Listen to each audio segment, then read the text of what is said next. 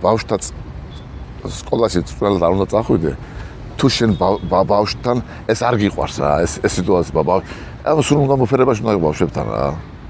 რა თქმა უნდა, როდესაც ააგებდა ის შეიძლება რაღაცა იყვირო და იგი, მაგრამ ამასაც თავისი ის უნდა კონდეს, რა ქვია. ნორმა რა.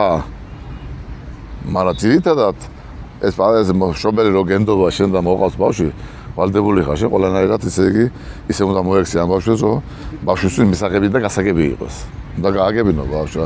ყვირილი და ჩხუბი და იმით ეგ ადრე იყო ჩემი წვრილები და ჩვენც გვაგინებდნენ ყველაფერი, მაგრამ გავაგაგასებდი.